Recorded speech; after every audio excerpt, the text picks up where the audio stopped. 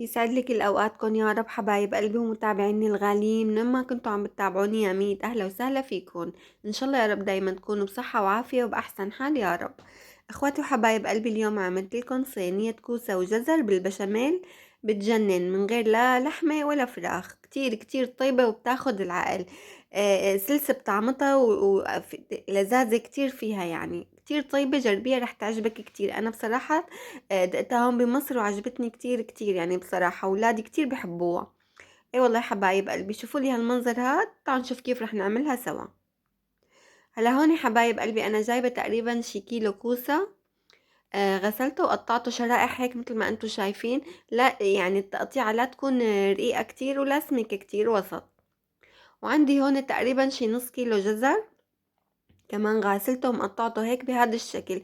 والتقطيع هذا شي بيرجع لك إلك، سبحان الله كل مين عنده ذوق وفن وبيتفنن يعني بتقطيعه وبطبخه وبمطبخه. حبايب قلبي وهون الكاميرا معلش عطت ضوء كتير. هلا هون 3 بصلايات فرمتهم ناعم. هلا اول شي رح اعمله حبايبي، حطيت مي بالطنجرة وبدي اسلق الجزر، الكوسة والجزر. بس طبعا بدي نزل الجزر قبل الكوسة بشي 5 دقايق، لاني ما بدي اياهم يستووا كمان كتير على النار. بدي يعني يا دوب يعني يصيروا نص سوا، لانه بدهم ينطبخوا لسه، بدهم ينحطوا بالفرن. يعني يا دوب الجزر 5 دقايق، وبعد ال5 دقايق نزلت فوقه الكوسة هيك حبايب قلبي مثل ما انتم شايفين. بدي اتركهم يا دوب 10 دقايق ينسلقوا، بدي شيلهم من المي، يعني مثل ما قلت لكم نص سوا. شوفوا ما احلاهم هيك شكلهم بالمي، بسم الله ما شاء الله.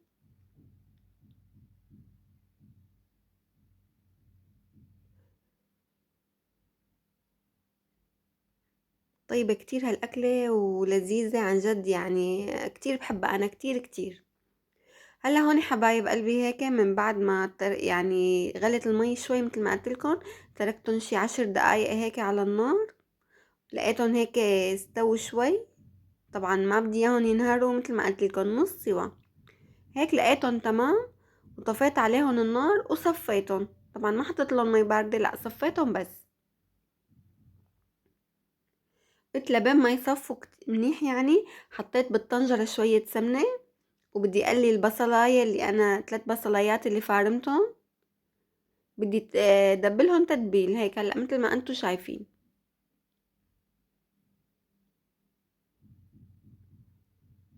يا دوبني هيك دبلهم تتبيل.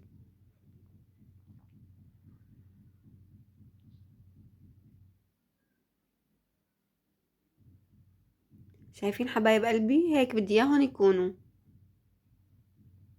هلا بقى بدي انزل فوقهم الكوسة والجزر.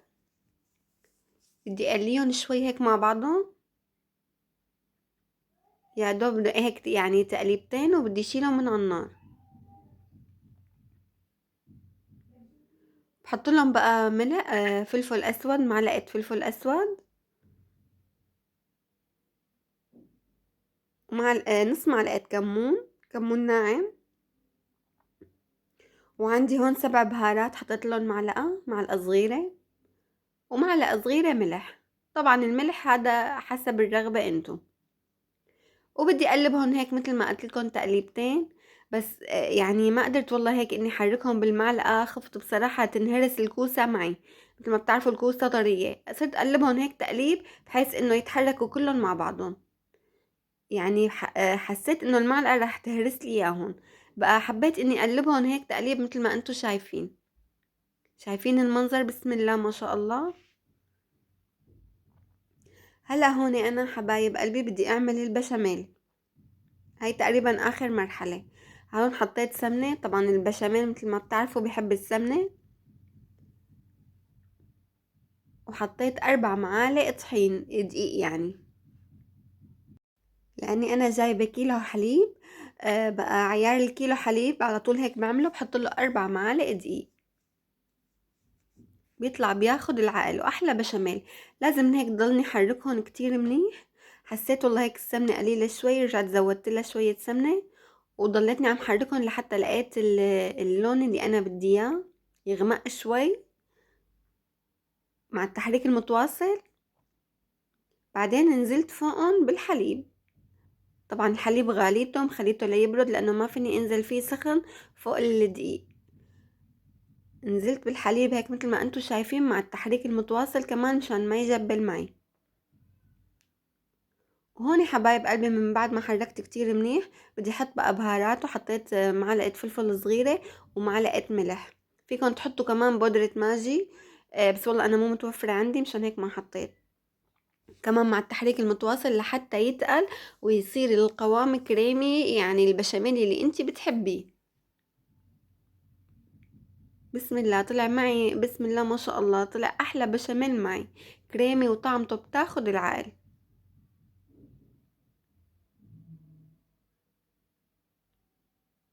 وهلا حبايب قلبي انا هيك تقريبا خلصت.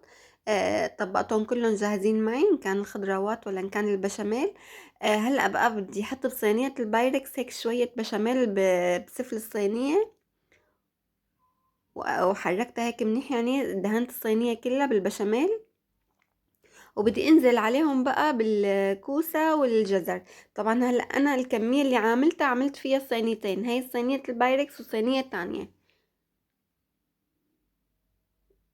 بعد ما هيك حطيتهم فرفتهم شوي. شايفين ما شاء الله، اللهم صل على النبي. أكلة كتير طيبة، أنا بحبها والله كتير كتير هالأكلة أنا وولادي. من كتر مو طيبة دقناها بصراحة وأعجبنا فيها كتير، يعني كتير عجبتنا.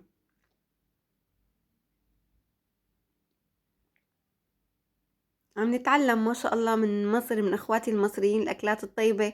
يعني عن جد كتير فيها مصر. أنا بحب أكل المصري كتير كتير كتير. يعني ما شاء الله أكلاتهم كتير طيبة وبتفتح النفس على الأكل.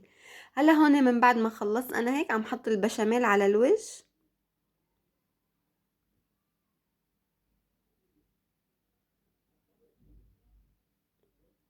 بحيث اني احط على الوش كله هيك. شايفين كتير سهلة وبسيطة وما بتاخد منك لا وقت ولا مجهود. هلا هون حبايب قلبي انا حطيتها بالفرن. حطيتها شوي شي نص ساعة هيك من تحت او ربع ساعة بسفلي الفرن. بعدين هيك رفعتها لفوق على الشواية. شوفوا بسم الله ما شاء الله، تاخد العقل وريحتها بتجنن. وعملت جنبها رز مفلفل بشعرية كتير كتير طيبة.